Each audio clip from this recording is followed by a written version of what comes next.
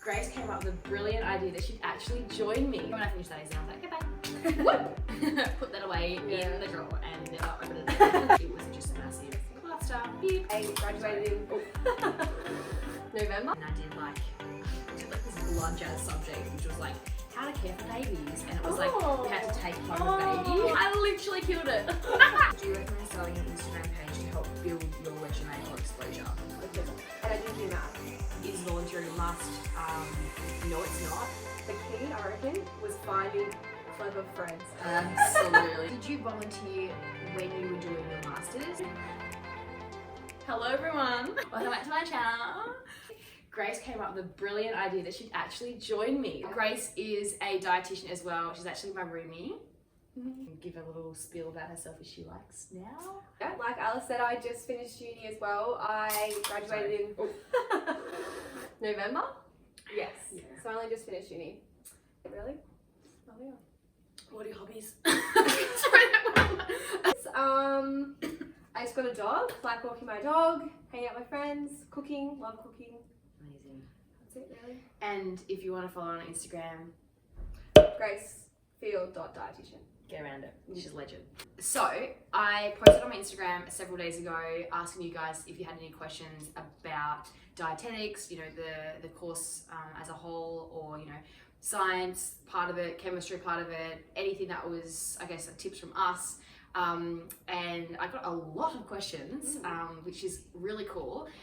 But I guess what we'll do today is I will just go through basically like the common ones in sort of order of study and then life as a dietitian, essentially. Obviously, we're just talking from our own experiences and potentially our peers' experiences, so everybody is different, and this is based in Australia. It's very different across the world, but yeah, we thought it would be really handy because both Grace and I agree that, you know, we were quite confused when we were studying dietetics and what sort of pathways we wanted to enter into or we could enter into. So yeah, if you enjoyed this video, don't forget to subscribe, like, comment, all that jazz, and we can kind of get into it now. Yeah. All right. One of the questions was, we'll start very simple. What course did you study? So I studied a Bachelor of Nutrition Sciences and Master in Dietetics. So the Bachelor of Nutrition Sciences is a 3-year degree, and then the Master of Dietetics is 18 months. In order to get to the Master of Dietetics, you have to receive a certain kind of weighted average mark, and also there's kind of other prerequisite subjects that you need to take. But yeah, that was basically mine. So I studied an undergrad and then a master's degree. Yeah, and where did you study at? Studied at Deakin University in Melbourne. For both?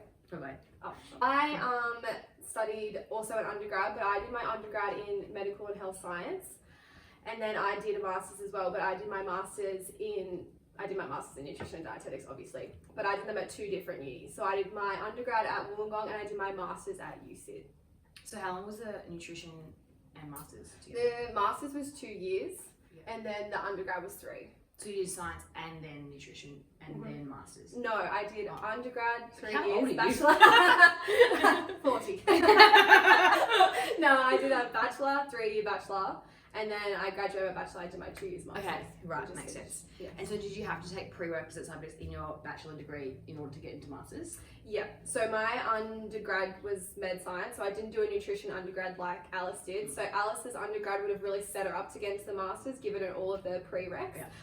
Mine pretty much gave me a bit of a taste of all that health had to offer. So I did exercise subjects, and I did neuro subjects, and I did pharmacology subjects and business subjects, and I did all bunch of different stuff. And then in my last year, I tailored all of my subjects to align with what was needed for the masters. So I picked all nutrition subjects in my last year that were mandatory for the entry to the master's degree. Did you volunteer when you were doing your masters? Is it a must, and how to balance time with SOS? I've volunteered throughout my whole uni. I volunteered in my undergrad. I worked at a breakfast club with St. Vincent de Paul, and we took all the food that was thrown out from Woolworths and we gave it to kids in low socioeconomic areas, and we gave them breakfast. They probably wouldn't have breakfast. So I did that for like a full year in my undergrad. I also did like mentoring, and I also did 2 internships in my undergrad. And then in my masters, I did volunteering as well. I worked for Go for Fun, which is like a nutrition job, and then I also did an internship with Marika, who Alice now works with, which is how I met Alice. Yes. Did you feel like it was like okay in terms of balancing your sort of like study and life and paid work and everything else?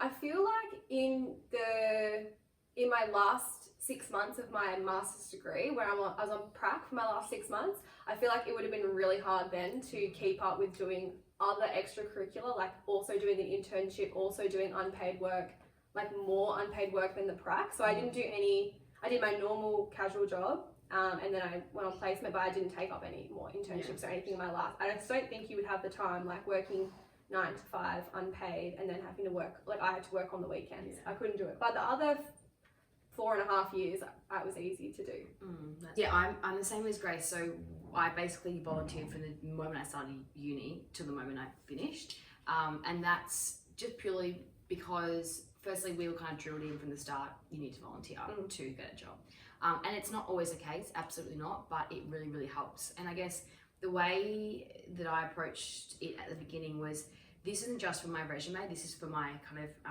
basically like all my skills. So it really helped with my communication skills, my organization skills, my computer skill, basically like every single skill I had. They're like interchangeable. So interchangeable. Because what I did, like I kind of did two sorts of volunteering. So the first one was like very much dietetics based, very much nutrition based. So, you know, I did a lot of internships with certain dietitians that I reached out to on like LinkedIn or even at my university.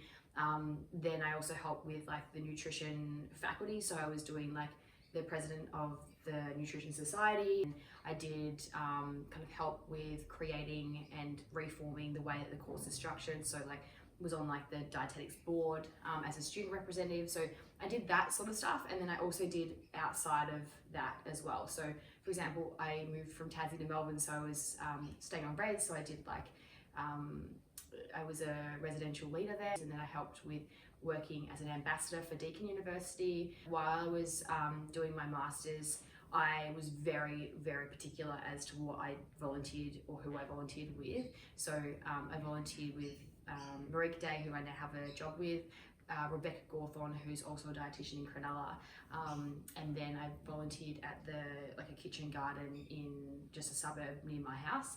So that was like, those three things were like basically what I did, and I was like not doing anything else. I could have done like, you know, dabbled in a couple of other things, but I was like, this is something that really, you know, fuels me and what direction I want to head. So this is what I'm going to put all my energy and time into. I didn't want to just volunteer for the sake of volunteering, for the sake of my resume. I'm lucky in that the volunteer experience I did have with Marika was very flexible. So like it was all online, so I could do it up to the moment I finished my master's.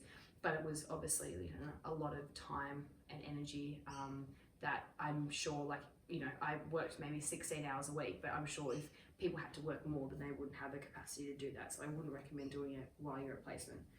Particularly, you know, you're not getting paid for 8-9 hours a day for however many weeks or months. It's a lot to take on. Is volunteering a must? No, it's not. However, it really, really helps, and it also helps with your just personal skills and kind of those transferable skills that Grace mentioned before. And I don't know if it was like this for you, but I feel like once you get into dietetics, because you know that when you are graduating, it's very competitive, everyone is doing something. I don't know if that was the same for you, but at my uni, everyone was doing something. Everyone had an internship, everyone was doing volunteer work, everyone was doing something. So you're kind of like, oh, well, everyone else is doing it. And then when you get to the end, your resume is full of stuff that you've done. And even if it's something really random, it's good that you can just fill your resume with heaps of different stuff and you've got references from all different places. Yeah. It's definitely, and you're driven by the other people in your degree doing it. So it's not mandatory, but I reckon it's definitely a good avenue to go down. And I think you start as soon as you can. Don't get to the second year of your master's and be like, oh, probably should volunteer. And so like Marika, she actually had an opportunity for a volunteer and applied and got that. Rebecca found me on Instagram. Who else? A couple of other ones I saw through lecturers. So for example, like one of the lecturers who was doing like a kind of child nutrition course, child nutrition unit, I kind of approached her and I was like, hey, I'm really interested in children nutrition, like pediatrics and stuff. So she kind of helped me, like, oh yeah, you know, sort out this or email this person. So I actively sort them out. Rarely did they actually never did they actually approach me. I use like Seek. Seek has a volunteer site, so they also have the job one, but they have a volunteer one. I got some of my jobs off that. Same with uni. I did a mentoring program. I got that through uni. Yeah. And I did an internship. 2 internships I sought after myself. I sought after my internship with Marika. I just messaged her. And another one I found, I just messaged them as well. So they're not like going to be advertised, I reckon. Just lots of them won't be advertised. Yeah, You've got to actively seek them. So the next one is, what subjects did you do in high school? So I went to school in Tasmania, so it's a little bit different. I did, in year 11, I did physical sciences, which was part chem, part physics, but like the chemistry was very basic. It was basically a prerequisite to do year 12 chemistry, or a prerequisite to do physics. So I did that because I actually wanted to do medicine. So I was like, I'll do it just in case I want to do medicine. So I did that, and then I did like this blood jazz subject, which was like how to care for babies, and it was like we had to take home a baby. I literally killed it. Took it to the soccer, and I couldn't hear it crying. Oh, that was funny. Anyway, so that subject, and then I did an English and a maths, and then year 12 I did another English, so creative writing. Then I did food and nutrition sciences. Oh, that's a cool subject. And, yeah, so much fun. Psychology and biology. That was really biology. So they're the subjects I did. I did English. I did bio as well. I did PE. Oh, that's so cool. I did CAFS, Community and Family Studies. What is I think that? that's same, but we didn't have a baby. Sorry. It's like it was about like. Was it an actual subject that went towards your ATAR? Yeah. Oh, mine wasn't. Oh, mine did. Mine was like one that like people who didn't want to go to school did. Like Oh. I chose it deliberately because I didn't want to do anything. Oh no. It was Mine like was a TAFE actual subject. Like mine was real. it was real grown up. No, mine was not. Like we literally did colouring in. Oh, okay. That's great. No, I did a real subject. Yeah. So I didn't do chem either because, and I didn't do math because I am dumb as doornails. No, you when are it comes to not. that. No, in math and chem, so dumb. Oh. Not dumb, but it's just not my Your way forte. your brain thinks. Yeah, my brain does not think like that at all. How do you feel like that set you up in terms of your dietetic and science degree? I always knew that I wanted to be in health, like do a health degree. I never really put 2 and 2 together that you have to do chemistry to be in health. And then I think I went to UOW because you didn't have to do chemistry in your undergrad, I'm pretty sure. And then the chem they offered me was a 1-year chem, and then they offered that to everyone who didn't do chem in high school, and it was like pretty much like year 12 chem for the first year. Yeah. And honestly, it was so hard. Like for me, it was like learning another language because it was so hard, just because I'd never done anything like that before. Yeah. But the key, I reckon, was finding clever friends. Absolutely. Cheating off the line. Honestly, finding clever friends or finding friends in the years above, that really helped me because they could give you information, help you with assignments, like, but it was hard for sure, definitely hard. I had a different experience to Grace because I've always been quite a mathsy person. Like I loved maths. I was a massive nerd at school. Didn't do chemistry in year 12, but I didn't mind it. Like my brain thought that way, like very analytical thinking. And so when I went to uni, we didn't have to do chemistry as a prerequisite. The first year of my degree, it was chemistry 1 and chemistry 2. That was essentially like equivalent of year 12 chemistry. So we did like, you know, your basic periodic table elements, blah, blah, blah, blah, blah. And then in the second unit or second trimester, or whatever you want to call it, we did like organic chemistry and things. So that was a little bit harder, but I didn't find it terrible. Yeah, I didn't find it a breeze. Like I still went to tutes, I still did, you know, a lot of study, but it was something that was quite like fine. What I would suggest is seeking out smart friends and studying together. Also going on YouTube, going on like Crash Course, going on Crash Course. Yeah. I completely forgot about Yeah. that. I lived off that website. Oh my god, good. so Crash good. Course. What's another one? I can't remember. Me I'll pop it neither. up on here, but yeah, doing that like YouTube, going to your tubes is really important. Asking your lecturers, even like we did like peer assistant study sessions, so it was like third year or second year student helped with the first years and stuff, so that was really cool. But yeah, it's nothing to really stress about. It's nothing just to deter you from dietetics whatsoever, but it's just something to be aware of as well. And then when you get to your second year, or when I got to my second year, we did biochemistry. So that was really hard. Like, I'm not gonna lie, it was very, very difficult. We had to learn like the enzymes of the Krebs cycle, photosynthesis, like citric acid cycle. I had to learn the cofactors, like the substrates. It was really difficult, but I don't use it. I do not even, I can't remember any of it, basically. Like, the moment I finished that exam, I was like, okay, bye. What? Put that away, and never open it up. I loved biochem. Like, I hated chem, loved biochem, and I loved it. It was so interesting, like putting it all together, little puzzles. But like, you literally never use it again. It's like such an interesting 6 months. For me, I thought it was so interesting. And then the 6 months is over and you're like, oh, well. Cool. Thanks for having me. Learning a language of a country you never go to. Yes. And that's, I think, what's difficult about it. It's like, you just have to do it. Like, you just have to do it, ride the wave. You only have to pass. You don't have to get HDs. It's just there. And yeah, like, it helps you think, and it teaches you how to think a certain way. But it's not essential. Like, I don't use it. Grace doesn't use it. It's fine. Just have to pass. So yeah, that's my experience with chemistry, because we had a lot of questions about that. So a few questions were about like the structure of the master's course and the placements and stuff like that, which I think is something that I always wanted to know and never felt like I got a sufficient answer. Even like after I finished, I was like, okay, what do I do? So I think it will be handy if like both Grace and I explain our experience with the master's degree and also our experience with placement as well, because it's very, very different depending on where you study and what placement site you go. My master's was 18 months.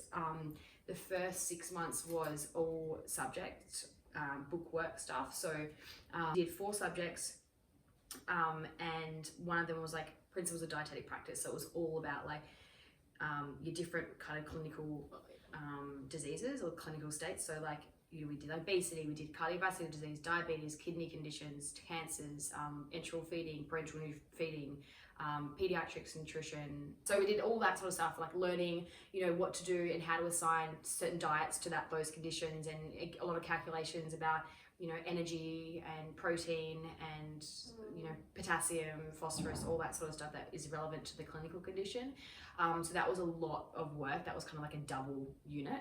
And then we did like dietary modification to improve health. So we did a lot of practical work in like, for example, like one of the clinical conditions we had was cancer or oncology, and so the case study we had was somebody who was going through esophageal cancer and couldn't eat properly, and so had to have texture modified foods, and so we had to create a meal plan for the day for somebody who couldn't eat and needed a really high amount of energy and protein but just couldn't eat properly. And so then we came together at the end of the session and all had a conversation about what sort of meals that we created and why. And then the third subject was what even was it called? I tried to block it out of my memory because I hated it so much. No, that was later. Basically, research. So we did systematic review, and it was the worst thing in the world. I hate research. Appreciate it, really need it, but no, not for me. So we had to be in groups of like 4, and we had to have a systematic review topic. So mine was carbohydrate intake in elite athletes, and so we had to figure out what the research sort of said about how much carbohydrates elite athletes should be having and what is sufficient and what is not sufficient, because there's not much research on women, so we did it on women, and yeah, it was just a massive cluster, beep. But yeah, that was basically the first part, and then we went on to the second part so that was like the placements, and so you kind of got into 2 streams. So my first stream was community placement and then food service, and then the next year I did clinical placement. So the community placement, I did it at Diabetes Victoria, and so that was like largely project work. I really enjoyed and thoroughly enjoyed the experience of going to a site and learning from them, but I didn't like the fact that it was largely project work. Then I did food service. I went to Darwin with a really good mate, which is the best thing ever. I loved it. For anybody who is contemplating doing a rural placement, 100% do it. My university provided me with a scholarship, so I didn't have to pay for any of it, so that was really handy. So they gave me like, I think it was $2,000 or something, which is like, it was only for 4 weeks. So that's so and good. I didn't have to pay for accommodation, so technically I was making money. Yeah. But don't tell university that.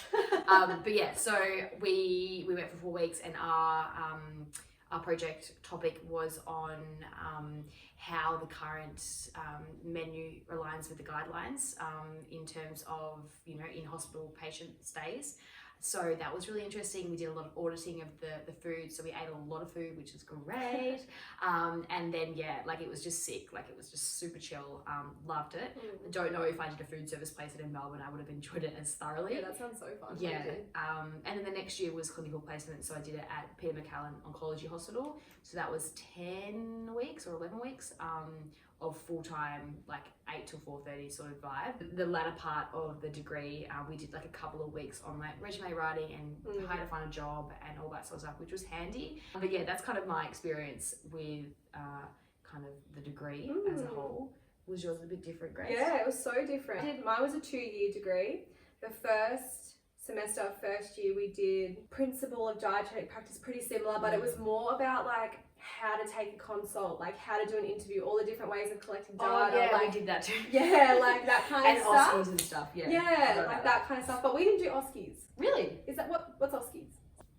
Auskies are like, you have a patient and you, it's like an exam, like a practical exam. So you go in and be like, all right, hey, Mr. Smith, like what's wrong with you basically? And then there's someone watching you the whole time, and then they basically pass fail. No? No. So this is really interesting though, because every single week at Deakin, we had actors come in and we'd be in a group of 4 and we'd do, like one person would do the introduction, one person would do the diet history, one person would do the education, another person would do like the recommendations or whatever. I can't even remember the order. But that's what we did every single week to And you prepare got marks us. on it? No, we didn't get marked on it, but we got that prepared us for the OSCE. Oh, right. And then the OSCE, that was at your end of your first sem? Yeah. Oh. What did you do? Not that. We did stuff similar, like, but it wasn't as hectic as that. We just had like tutorials in our last semester, and then we would just be talking to another student, and then the tutor would come over and be like, "Oh yeah, what do you reckon?" And then like we had to write some notes, and like it was never marked or anything. Wow, that's really. We had one interview once that was like pass fail, but it was like 5 minutes long, and it wasn't very serious. That's really interesting. Yeah, we didn't do OSCEs at UC. Yeah.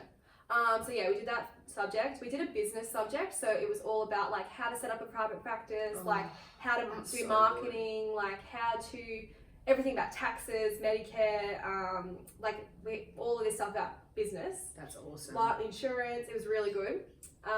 Then we did a research subject, and we did another subject. We did food science. Oh. Yeah. Oh, interesting. Which was good for me because I'd never done a food science subject. So that's what I was talking about before. Like the girls that did the undergrad nutrition, that was like, like, oh, this is so repetitive. for me, I was like, so we did that first sem, and then second sem I did full theory again. We did a block of community. So it was all about like pretty much what you could go do on placement. It's that this like second sem set you up for all your placements. So we did a community subject, a food service subject, and a double, like a medical nutrition therapy subject, which was worth 2 subjects. And that was what you were saying before, like that's in our second sem, that's when we did like oncology, renal, pediatrics, obesity, like, but we did it like 1 hour was from a doctor, and the doctor would come in and explain it from a doctor, like a medical perspective, like how they treat, I don't know, like how they perform bariatric surgeries and all that kind of stuff. And then a dietitian would come in and go, okay, this is what the doctor does. Now you understand like the medical side. This is how we treat it, you know, dietetically kind of thing. Did you go to hospitals and do that? Well, UCID is next to RPA. So it's like on the same campus. So all of the RPA dietitians would come over. They were like this. So every single lecture was done by a professional like in their field, like the senior dietitian in like transplants at RPA, which is across the road. So they come over and teach everyone. We was so different. Oh, Like really? every single week on Mondays, we'd go to different hospitals. So like one would be Oh, like that's in cool. Geelong, which is like an hour and a half Oh, away. that's annoying. At like we had to be there like 7:30, which means I had to leave like 5:30. Mm. And then like one would be at the Peter MacCallum Hospital, and then one would be at like another one north, like literally an hour and a half away, which was cool. But like, Is that just so the lecturers were there? Yeah, so Like they- you weren't actually in the hospital. Like you No, were in a lecture we- hall in the I- hospital. that's what we thought. We're like, oh cool, get to see patients and stuff. It was literally sitting in a hole, Yeah. like with a lecturer, with just a dietitian talking to us all day, and then like some of the doctors coming in randomly, which I thought was such a waste of time. Like we'd rather save an hour and a half, do extra study, than just go there and sit in a hole and not do it. Like that's just my opinion. Yeah. Sorry guys, we just had to take a quick intermission. And then I did those 3 subjects in my second sem of the first year of my masters. And then last year of our masters, we did 6 months block research, and we did 6-month block prac. So my 6-month block research was so chill. It was during the pandemic, so it was all from home. And I was on IBS, something about IBS. It was really interesting. I just cannot remember what it was about at the moment. A scoping review on something about IBS.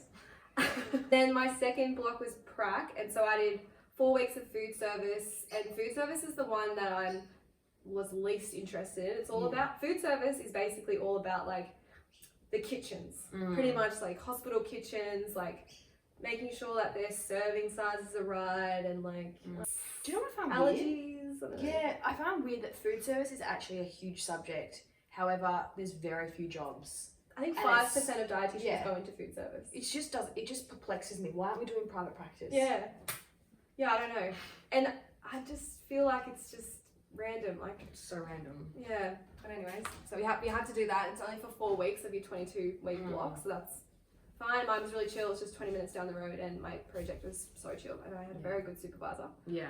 And then I had my community placement was at the Children's Hospital at Westmead, and I, unlike Alice, I loved my community project.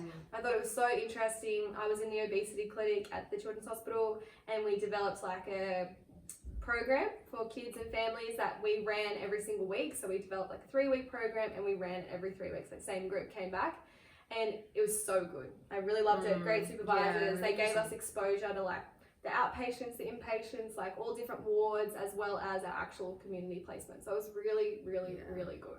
That's cool. And then I did my clinical first 5 weeks. Unlike Alice did like a 10-week block at one hospital. I did 2 5-week blocks.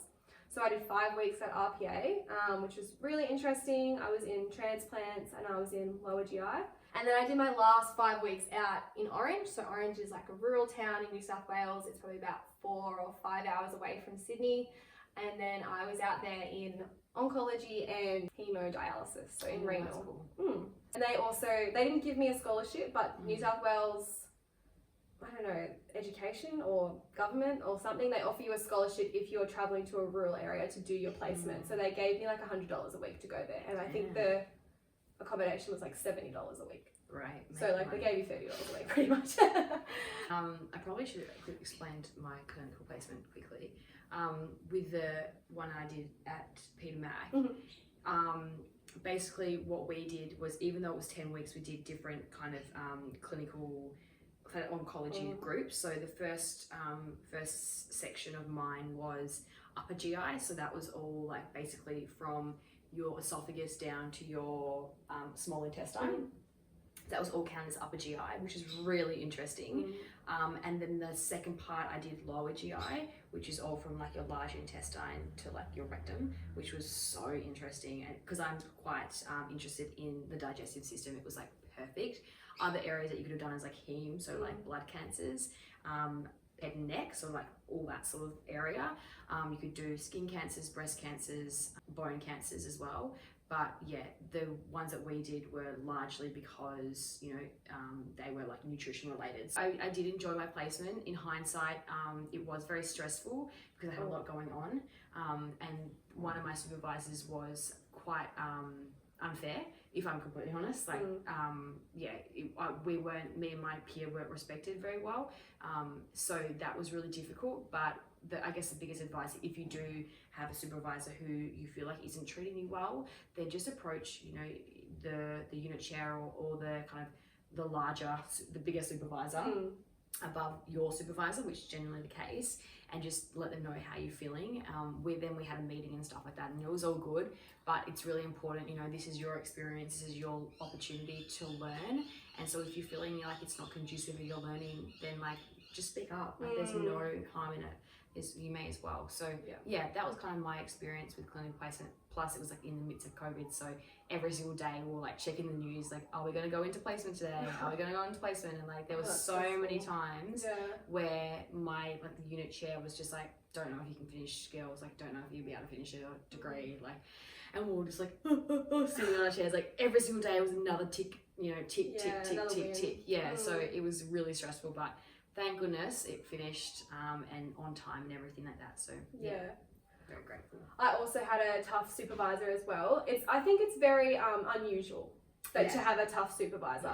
Like a lot of my friends had seamless placements and they had perfect supervisors, great experiences the whole time. So it is very unusual that we both had difficult placements. My difficult placement was when I was out in Orange and I was the only student out there, and it was really hard. And it's really hard, like you had no one else. I had no one else to be like, is this normal? Like, am I supposed to be getting treated like this? Am I supposed to feel like this? And then, the uni did the same thing. Like, uni stepped in, mediated it all. And like, it was really tough. And it's even tougher because you're like, oh, I've got to learn so much. Am I doing well? Like, constantly, like, constant evaluation. And then, just definitely speak up, because it did help when the uni stepped in and was like, you know help. Important. Cool. Okay, should we do another question? The question is, how did you get your foot in the door after uni?